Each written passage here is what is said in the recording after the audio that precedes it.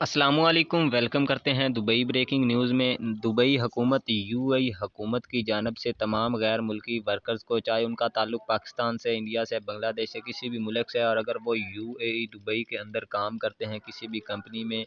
کسی بھی آجر کے پاس، کسی بھی رباب کے پاس کام کرتے ہیں، تو تمام غیر ملکیوں کو وارننگ جاری کی گئی ہے کہ 30 جون سے پہلے آپ لوگوں نے یہ کام کر لینا ہے، ورنہ 30 جون کے بعد آپ لوگوں کو 600 درہم کا جرمانہ ہو سکتا ہے، اور یہ جرمانہ آپ کی سیلریوں میں سے آٹومیٹیکلی ڈیڈکٹ کر لیا جائے گا۔ آپ لوگوں کو بتایا بھی نہیں جائے گا کہ آپ کا جو 600 درہم ہے وہ کہاں غائب ہو گیا ہے۔ دبئی حکومت کی جانب سے کافی سخت کارروائی کی جا رہی ہے تمام ان لوگوں کے خلاف، بالخصوص ایسے تمام غیر ملکی لوگ جنہوں نے ابھی تک اپنی جاب انشورنس نہیں کروائی ہے، اپنی نوکری کی انشورنس نہیں کروائی ہے۔ ایسے تمام لوگوں کو وارننگ جاری کی گئی ہے کہ 30 جون سے پہلے آپ لوگوں نے اپنی جاب کی انشورنس کروا لینی ہے، ورنہ آپ کو 400 درہم جرمانہ ہوگا جاب انشورنس نہ کروانے کا، اور پینلٹی کے طور پر آپ کو 200 درہم اضافی دینے ہوں گے، اور پھر